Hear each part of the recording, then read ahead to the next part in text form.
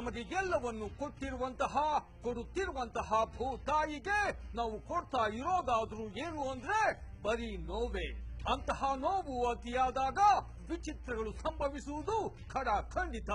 ತಾನು ಏನೇ ಮಾಡಿದ್ರೂ ನಡೆಯುತ್ತೆಂದು ಪ್ರಕೃತಿಯ ನಿಯಮಗಳನ್ನು ಮೀರಿ ಅಹಂಕಾರದಿಂದ ಮೆರೆಯಲು ಮುಂದಾದ ಚೀನಾ ದೇಶಕ್ಕೆ ಒಂದು ಭಯಾನಕತೆ ಎದುರಾಯಿತು. ಹಾಗೆ ಎದುರಾದ ಭಯಾನಕತೆಯೇ ನಮ್ಮ ಇಂದಿನ ಬಿಗು ಹುಂಟೆ.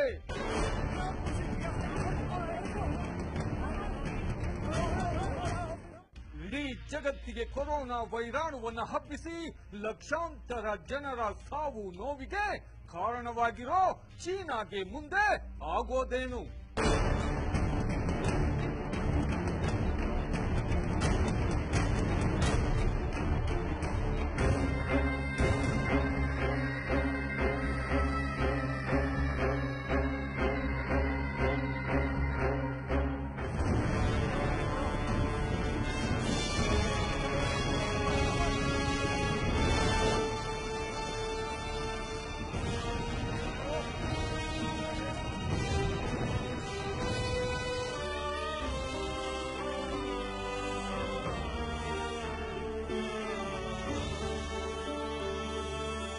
ಯಾರಿಗೆ ಏನೇ ಆಗಲಿ ನಾನು ಚೆನ್ನಾಗಿದ್ರೆ ಸಾಕು, ನಾನು ಮಾಡಿದ್ದೆ ಸರಿ ಅಂತ ಹೀನ ಕೃತ್ಯಗಳಿಗೆ ಕೈ ಹಾಕುವುದರಲ್ಲಿ ಚೀನಾ ಎತ್ತಿದ ಕೈ.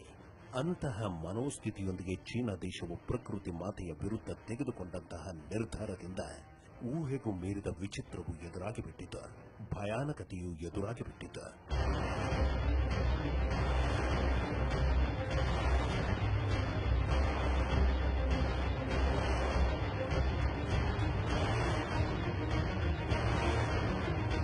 ಎಲ್ಲವನ್ನೂ ಕೊಡುತ್ತಿರುವ ಭೂತಾಯಿಯ ವಿರುದ್ಧ, ಪ್ರಕೃತಿ ಮಾತೆಯ ವಿರುದ್ಧ ಚೀನಾ ದೇಶವು ತೆಗೆದುಕೊಂಡ ಆ ನಿರ್ಧಾರವಾದರೂ ಏನು? ಅಂತಹ ನಿರ್ಧಾರದಿಂದ ಕೋಪಗೊಂಡ ಪ್ರಕೃತಿ ಮಾತೆಯು ಕೊಟ್ಟಂತಹ ಶಾಪವಾದರೂ ಏನು? ಎದುರಾಗಿಸಿದಂತಹ ಭಯಾನಕತೆಯಾದರೂ ಏನೆಂಬ ಪ್ರಶ್ನೆಗಳಿಗೆ ಉತ್ತರವಿದೆ. ಆ ಉತ್ತರವೇ ಮಾವೋ ತ್ಸೆತುಂಗ್.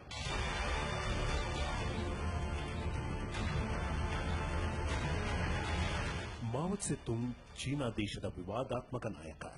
ಸದಾ ಅಭಿವೃದ್ಧಿ ಎಂಬ ಮಂತ್ರವನ್ನ ಜಪಿಸಿರೆಂದು ಜನರಿಗೆ ತಾಕೀತು ಮಾಡಿ ಅವರ ಭಕ್ತಿಗೆ, ಭಾವನೆಗಳಿಗೆ ತಡೆಗೋಡೆಯನ್ನ ನಿರ್ಮಿಸಿದಾತ ಈ ಮಾವೋ ತ್ಸೆತುಂಗ್. ಕೇವಲ ಅಭಿವೃದ್ಧಿ, ಸಂಪಾದನೆ, ಹಣಕ್ಕೆ ಒತ್ತು ಕೊಟ್ಟ ಕಾರಣ ಧರ್ಮ ದಾರಿ ತಪ್ಪಿತು. ಜನರಲ್ಲಿ ಒರಟುತನ ಹೆಚ್ಚುತ್ತ ಬಂತು.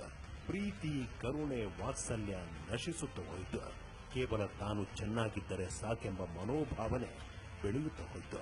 ಇನ್ನು ಅಭಿವೃದ್ಧಿಯ ಹೆಸರಲ್ಲಿ ಮಾವೋ ಪ್ರಕೃತಿ ಮಾತೆಗೆ ಸೆಡ್ಡು ಹೊಡೆಯಲು ಮುಂದಾದ ಗುಬ್ಬಿಗಳ ಮೇಲೆ ಬ್ರಹ್ಮಾಸ್ತ್ರವನ್ನ ಪ್ರಯೋಗಿಸಲು ನಿರ್ಧರಿಸಿಬಿಟ್ಟ.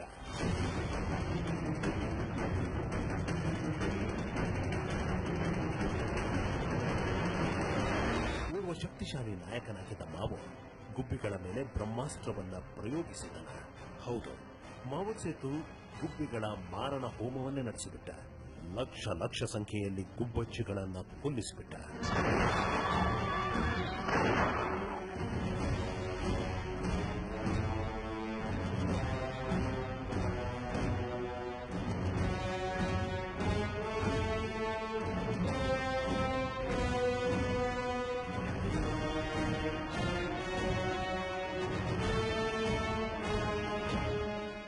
ಯಾರು ಹೆಚ್ಚು ಗುಬ್ಬಚ್ಚಿಗಳನ್ನು ಹೊಡೆದುಕೊಳ್ಳುತ್ತಾರೋ ಅವರಿಗೆ ಮೆಡಲ್ಗಳನ್ನು ಕೊಡುವುದಾಗಿ, ಸನ್ಮಾನವನ್ನ ಮಾಡುವುದಾಗಿ ಮಾವೋ ತ್ಸೆತುಂಗ್ ಕರೆ ಕೊಟ್ಟ ಹಿನ್ನೆಲೆಯಲ್ಲೇ ಚೀನಿಗರು ಸ್ವಚ್ಛಂದವಾಗಿ ಹಾರುತ್ತಿದ್ದ ಗೂಡುಗಳನ್ನು ಕಟ್ಟಿಕೊಂಡಿದ್ದ ಗುಬ್ಬಚ್ಚಿಗಳನ್ನು ಹುಡುಕಿ ಕೊಂದು ಹಾಕಿದ್ರು.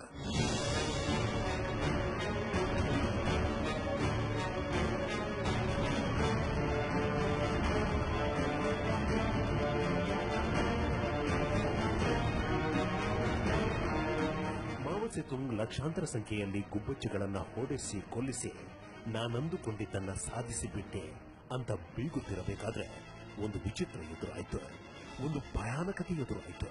ಹಾಗೆ ಎದುರಾದ ವಿಚಿತ್ರವೇ ಭಯಾನಕತೆಯೇ ಗುಬ್ಬಿಗಳನ್ನ ಕೊಲ್ಲಿಸಿದ ನಂತರ ಸುಮಾರು 3.5 ಕೋಟಿ ಚೀನಿಗರು ದಾರುಣವಾಗಿ ಸಾವನ್ನಪ್ಪಿದ್ದು.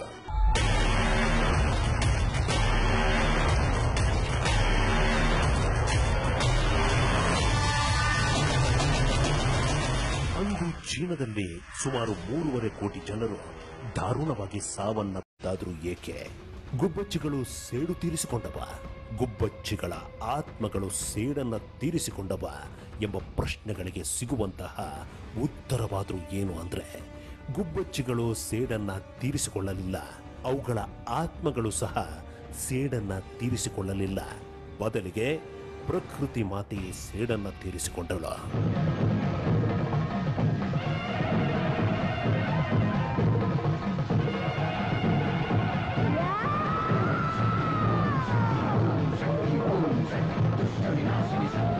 ಪ್ರಕೃತಿ ಮಾತೆ ಸೇಡನ್ನ ತೀರಿಸಿಕೊಂಡಳ. ಅದು ಚೀನಾದ ನಾಯಕ ಮಾವೋ ಸೆತುಂಗ್ ಮಾಡಿದ ತಪ್ಪಾದ್ರೂ ಏನು?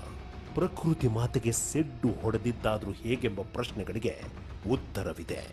ಆ ಉತ್ತರವಾದ್ರೂ ಏನು ಅಂದ್ರೆ, ಅಲ್ಲಿಗಾಗಲೇ ಕೈಗಾರಿಕೆಯಲ್ಲಿ ಕ್ರಾಂತಿಯನ್ನ ಆರಂಭಿಸಿದ್ದ ಮಾವೋ ಆಹಾರ ಕ್ರಾಂತಿಯನ್ನ ಮಾಡಲು ಮುಂದಾದ.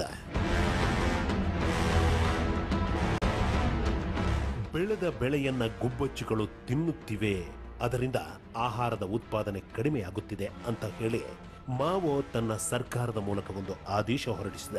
ಆ ಆದೇಶವೇ ಗುಬ್ಬಚ್ಚಿಗಳನ್ನ ಕೊಲ್ಲುವುದು, ಅವುಗಳನ್ನ ಇಲ್ಲವಾಗಿಸುವುದು.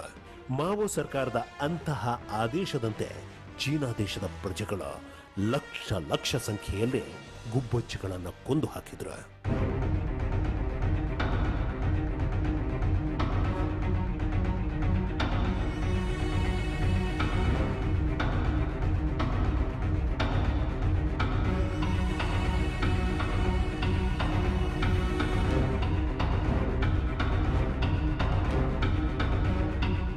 ತನ್ನ ಆದೇಶ ಫಲಪ್ರದವಾಯಿತು. ಗುಬ್ಬಚ್ಚಿಗಳು ನಿರ್ನಾಮವಾದುವೆಂದು ಮಾವೋ ಬೇಗಲು ನಿಂತ ನಂತರ ಇಡೀ ಚೀನಾ ದೇಶ ಒಂದು ಭಯಾನಕತೆಯನ್ನ ನೋಡಬೇಕಾಯಿತು. ಅಂತಹ ಭಯಾನಕತೆಯಾದ್ರೂ ಏನು ಅಂದ್ರೆ, ಕೀಟಗಳನ್ನ ತಿನ್ನುವ, ಮಿಡತೆಗಳನ್ನ ತಿನ್ನುವ ಗುಬ್ಬಚ್ಚಿಗಳು ಇಲ್ಲವಾದ ನಂತರ ಕೀಟಗಳ ಸಂಖ್ಯೆ ಹೆಚ್ಚಿತು. ಮಿಡತೆಗಳು ಬೆಳೆಗಳ ಮೇಲೆ ಆಕ್ರಮಣ ನಡೆಸಲು ಆರಂಭಿಸಿತು.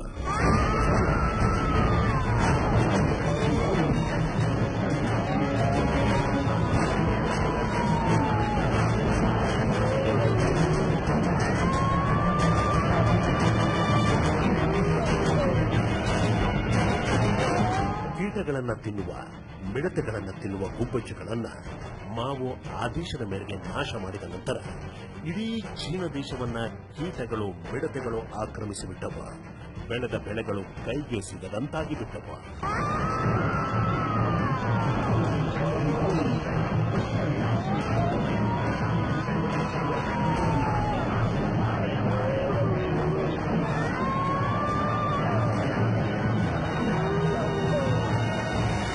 ಕೀಟಗಳು, ಮಿಡತೆಗಳು ಇಡೀ ಚೀನಾ ದೇಶವನ್ನ ಆಕ್ರಮಿಸಿದ ನಂತರ ಬೆಳೆಗಳ ಮೇಲೆ ಆಕ್ರಮಣ ನಡೆಸಿ ಬೆಳೆಗಳನ್ನ ನಾಶಪಡಿಸಲು ಆರಂಭಿಸಿದ ನಂತರ ಇಡೀ ಚೀನಾ ದೇಶದಲ್ಲಿ ಆಹಾರ ಕ್ಷಾಮವು ಉಂಟಾಗಿಬಿಟ್ಟಿತು.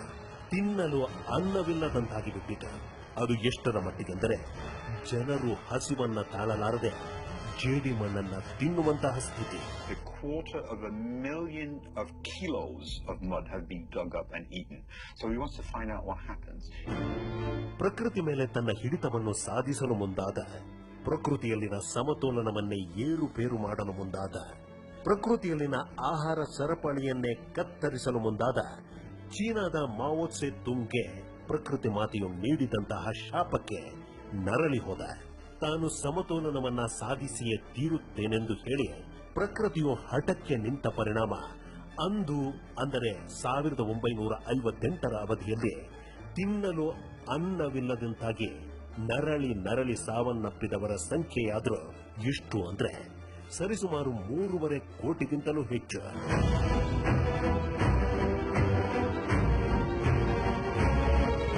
ಪ್ರಕೃತಿ ಮಾತೆಯ ನಿಯಮಗಳನ್ನ ಮೀರಿ ನಡೆಯಲು ನಿಂತ ಚೀನಾ ದೇಶ ಕೋಟ್ಯಾಂತರ ಜನರ ಸಾವಿನಿಂದ ನರಳಿ ಹೋಯಿತು.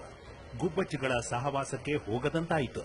ಪ್ರಕೃತಿ ಮಾತೆಯು ಅಂತಹ ಪಾಠವನ್ನ ಕಲಿಸಿದರೂ ಸಹ ತನ್ನ ಕೀಳು ಬುದ್ಧಿಯನ್ನು ಬಿಡದ ಚೀನಾ ಇದೀಗ ಮನುಕುಲಕ್ಕೆ ಮಾರಕವಾಗುವಂತಹ ವೈರಸ್ಗಳ ಜನ್ಮ ತಾಣವಾಗಿದೆ. ಕೊರೋನಾ ವೈರಸ್ ಅನ್ನ ಇಡೀ ವಿಶ್ವಕ್ಕೆ ಹಬ್ಬಿಸಿ ಲಕ್ಷಾಂತರ ಜನರ ಸಾವಿಗೆ ಕಾರಣವಾಗುತ್ತಿದೆ. ಇಂತಹ ಕ್ರೂರ ಚೀನಾ ದೇಶಕ್ಕೆ ಇದೀಗ ಪ್ರಕೃತಿ ಮಾತೆಯು ಒಂದು ಶಾಪವನ್ನ ನೀಡಿದೆ.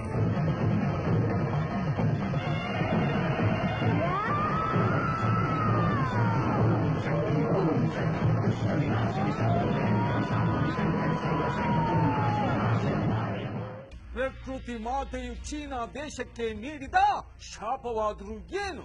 ಮುಂದೆ ಚೀನಾದಲ್ಲಿ ಆಗೋದೇನು ತಿಳಿಯೋಣ ಒಂದು ಸಣ್ಣ ಬ್ರೇಕ್ ನಂತರ.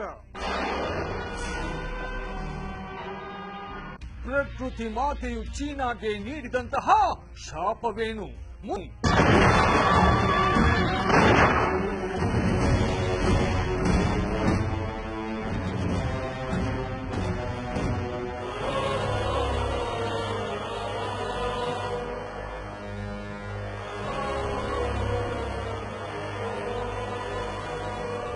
ಲಕ್ಷಾಂತರ ಸಂಖ್ಯೆಯಲ್ಲಿ ಗುಬ್ಬಿಗಳನ್ನ ಹೊಡೆದು ಕೋಟ್ಯಾಂತರ ಜನರನ್ನ ಕಳೆದುಕೊಂಡ ಇಡೀ ಜಗತ್ತಿಗೆ ತಾನೇ ದೊಡ್ಡವನು, ಇಡೀ ಜಗತ್ತೇ ತಾನು ಹೇಳಿದಂತೆ ಕೇಳಬೇಕೆಂಬ ಮನೋಭಾವನೆಯಿಂದ ಮನುಕುಲಕ್ಕೆ ವಿರುದ್ಧವಾದ ತಂತ್ರಗಳಿಂದ ಕುತಂತ್ರಗಳಿಂದ ಹಿಡಿತ ಸಾಧಿಸಲು ಮುಂದಾಗಿರುವ ಚೀನಾ ದೇಶಕ್ಕೆ ಪ್ರಕೃತಿ ಮಾತೆಯು ಒಂದು ಶಾಪವನ್ನ ನೀಡಿದ್ದಾಳೆ.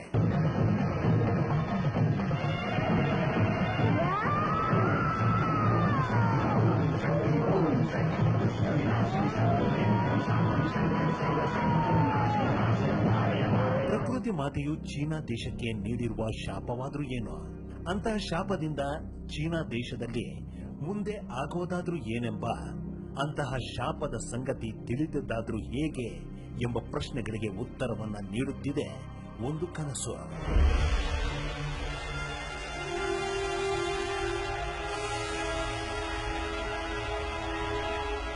ಚೀನಾ ದೇಶದ ಬಗ್ಗೆ ಬಿದ್ದಂತಹ ಕನಸಾದ್ರೂ ಏನು? ಆ ಶಾಪವಾದ್ರೂ ಏನು? ಅಂತಹ ಕನಸು ಬಿದ್ದಿದ್ದಾದ್ರೂ ಯಾರಿಗೆ ಎಂಬ ಪ್ರಶ್ನೆಗಳಿಗೆ ಸಿಗುವಂತಹ ಉತ್ತರ ಅಮೆರಿಕದ ಗೋಲ್ಡನ್ ಮೈಕಲ್ ಸ್ಕ್ಯಾಲಿನ್. ಎಲೆಕ್ಟ್ರಾನಿಕ್ ವಿಷಯದಲ್ಲಿ ಪರಿಣಿತನಾಗಿದ್ದ ಅಮೆರಿಕದ ನಿವಾಸಿ ಗೋಲ್ಡನ್ ಮೈಕಲ್ ಸ್ಕ್ಯಾಲಿನ್ 1971ರಲ್ಲಿ ಒಂದು ವಿಚಿತ್ರವನ್ನ ಕಣ್ಣಾರೆ ನೋಡುವಂತಾಯಿತು. ಅದೊಂದು ಎಲೆಕ್ಟ್ರಾನಿಕ್ ವ್ಯವಹಾರಕ್ಕೆ ಸಂಬಂಧಪಟ್ಟಂತೆ ಕೆಲವರಿಗೆ ಕೆಲವೊಂದು ವಿಷಯಗಳನ್ನು ತಿಳಿಸುತ್ತಿದ್ದರು. ಅಂತಹ ಸಮಯದಲ್ಲಿ ಸ್ಕ್ಯಾಲಿನ್ಗೆ ಇದ್ದಕ್ಕಿದ್ದಂತೆ ಮಾತು ಬಿದ್ದು ಹೋಗುತ್ತೆ.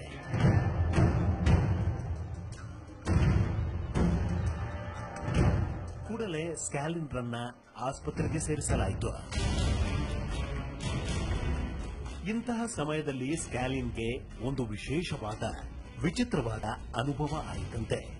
ಸ್ಕ್ಯಾಲಿನ್ ಪ್ರಕಾರ ಮಾತನ್ನ ಕಳೆದುಕೊಂಡು ಆಸ್ಪತ್ರೆಯಲ್ಲಿ ಮಲಗಿದ್ದಾಗ ಇದ್ದಕ್ಕಿದ್ದಂತೆ ಒಂದು ವಿಶೇಷವಾದ ಬೆಳಕು ತಾನಿದ್ದಲ್ಲಿಗೆ ಬಂದಿತು.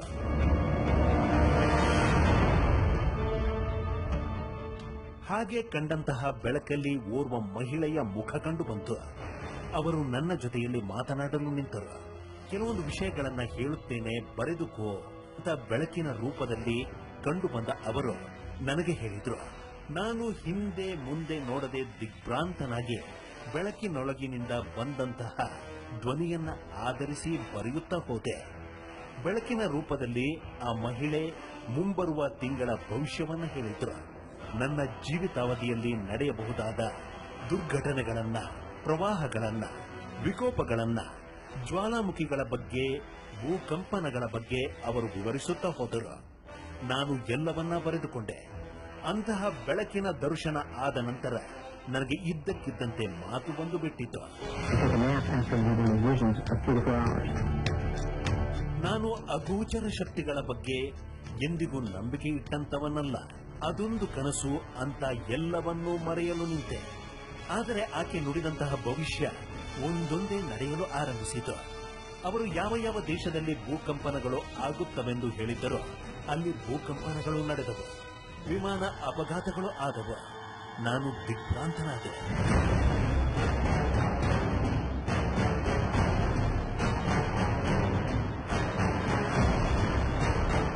ಈ ನಡುವೆ ಸ್ಕ್ಯಾಲಿನ್ರಿಗೆ ಮನುಷ್ಯರ ಪ್ರಭಾವಳಿಗಳು ಕಾಣಿಸಿಕೊಳ್ಳಲು ಆರಂಭಿಸಿದವು. ತಮ್ಮಲ್ಲಿ ಇದ್ದಕ್ಕಿದ್ದಂತೆ ಬಂದು ಸೇರಿದ ವಿಶೇಷವಾದ ಶಕ್ತಿಯ ಬಗ್ಗೆ ಸ್ವತಃ ತಮಗೆ ಕುತೂಹಲವಾಯಿತು. ಅಂತಹ ಶಕ್ತಿಯ ನೆರವಿನಿಂದ ಜನರ ದೈಹಿಕ, ಮಾನಸಿಕ ಸಮಸ್ಯೆಗಳನ್ನು ಪರಿಹರಿಸಲು ನಿಂತರು. ಆಕೆ ನುಡಿದಂತಹ ಭವಿಷ್ಯವನ್ನು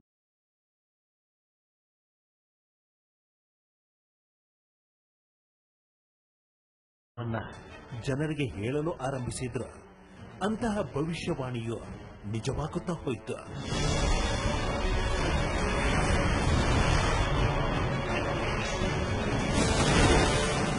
ಇಂತಹ ಅಚ್ಚರಿಗಳ ನಡುವೆ 1989ರಲ್ಲಿ ಸ್ಕ್ಯಾಲಿನ್ಗೆ ಮತ್ತೊಂದು ಚಕಿತ ಎದುರಾಯಿತು.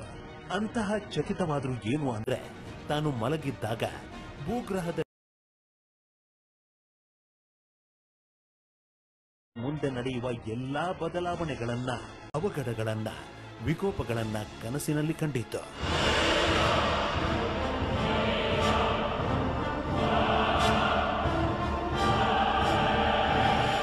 ಒಟ್ಟು 29 ರಾತ್ರಿಗಳಲ್ಲಿ ಅಂತಹ ಕನಸುಗಳು ಮತ್ತೆ ಮತ್ತೆ ಬಂದವಂತೆ.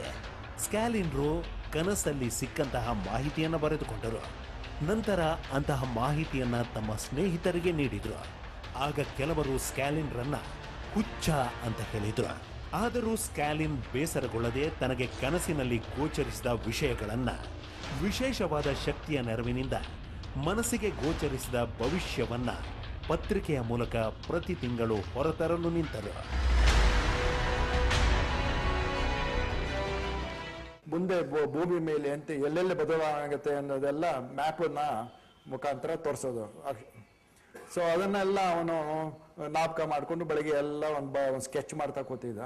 ಹಾಗೆ ಮಾಡಿ ಮಾಡಿ ಅವನ್ನೆಲ್ಲ ವಿಷಯಗಳು ಕಲೆಕ್ಟ್ ಮಾಡಿದ್ಮೇಲೆ ಅದನ್ನ ಕೈನಲ್ಲೇ ಮ್ಯಾಪ್ ಒಂದು ತಯಾರಿಸಿ, ಮುಂದೆ ಸ್ಕ್ಯಾಲಿನ್ ತನಗೆ ಆವರಿಸಿದಂತಹ ವಿಶೇಷವಾದ ಶಕ್ತಿಯ ನೆರವಿನಿಂದ ಪ್ರಪಂಚದ ವಿಶೇಷವಾದ ಭೂಪಟವನ್ನು ನಿರ್ಮಿಸಿದ್ರು. ಭೂಗ್ರಹದಲ್ಲಿ ಮುಂದಿನ ವರ್ಷಗಳಲ್ಲಿ ಯಾವ ಯಾವ ದೇಶ, ಪ್ರದೇಶ ನೀರಿನಲ್ಲಿ ಮುಳುಗಿ ಹೋಗುತ್ತೆ, ಯಾವ ಯಾವ ದೇಶ ಉಳಿದುಕೊಳ್ಳುತ್ತೆ ಎಂಬುದನ್ನು ಸೂಚಿಸಿದ್ರು.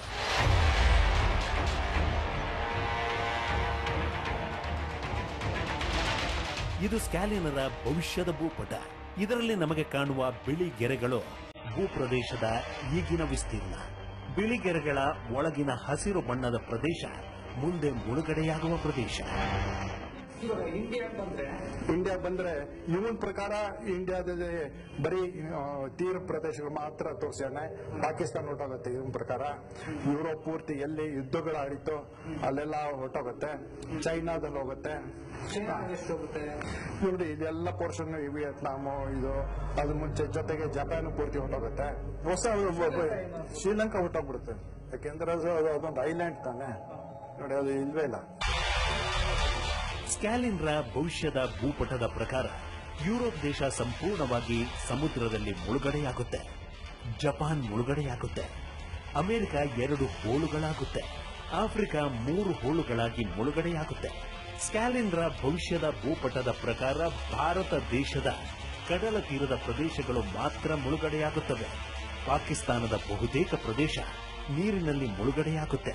ಇದೀಗ ಇಡೀ ಪ್ರಪಂಚಕ್ಕೆ ಕಂಟಕವಾಗಿರುವ ಚೀನಾ ದೇಶ ಬಹುತೇಕ ನೀರಿನಲ್ಲಿ ಮುಳುಗಡೆಯಾಗಿ ಬಿಡುತ್ತೆ. ಸ್ಕ್ಯಾಲಿನ್ರ ಪ್ರಕಾರ ಜಗತ್ತಿನ ಭೂಪಟದಲ್ಲಿ ಮುಂದೆ ಕುತಂತ್ರಿ ದೇಶವಾದ ಚೀನಾ ಇರೋದಿಲ್ಲ. ಸಮುದ್ರದ ತಳವನ್ನ ಸೇರಿಬಿಡುತ್ತೆ.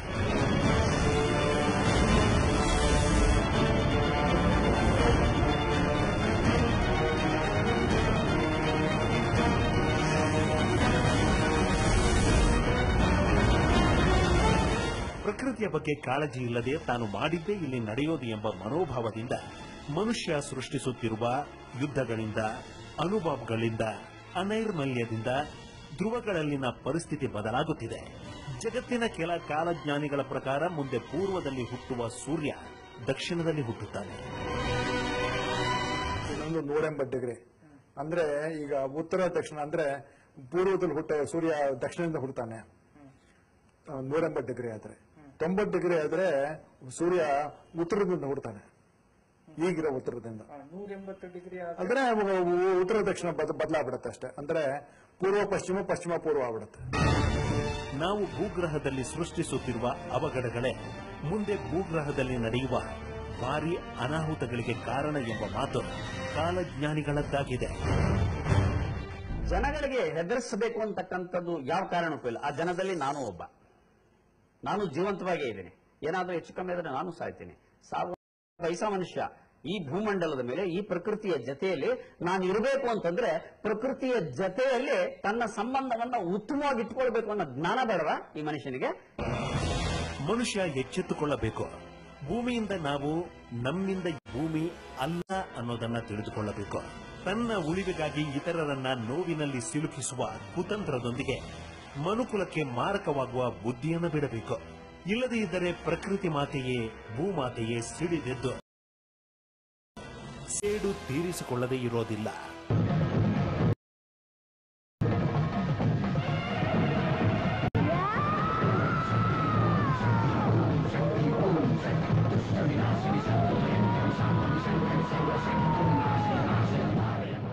ಈ ಭೂಗ್ರಹಕ್ಕೆ ಸಂಬಂಧಪಟ್ಟಂತೆ ಅದರದ್ದೇ ಆದ ನಿಯಮವಿದೆ, ಅದರದ್ದೇ ಆದ ನೀತಿ ಇದೆ. ಅದನ್ನ ಮೀರಿ ನಡೆದಾಗ ಅದು ಸುಮ್ಮನೆ ಬಿಡೋದಿಲ್ಲ. ಚೀನಾ ದೇಶವು ಪ್ರಕೃತಿಯಲ್ಲಿನ ಆಹಾರ ಸರಪಳಿಯನ್ನೇ ಕತ್ತರಿಸಿದಾಗ ಸುಮಾರು 3.5 ಕೋಟಿ ಜನರು ಸಾಯಬೇಕಾಯಿತು. ಪ್ರಕೃತಿಯ ಅಂತಹ ಪಾಠದಿಂದಲೂ ಕಲಿಯದ ಚೀನಾ ದೇಶವು ಮುಂದೊಂದು ದಿನ ಇಲ್ಲವಾಗಬಹುದು. ಸ್ಟಾಲಿನ್ ಭವಿಷ್ಯ ನಿಜವಾಗಬಹುದು. ಇಂತಹ ಹಲವು ಸಂಗತಿಗಳ ನಡುವೆ ನಮ್ಮನ್ನ ಕಾಡುವಂತಹ ಕಟ್ಟ ಕಡೆಯ ಪ್ರಶ್ನೆ ಇದು ಉಂಟೆ.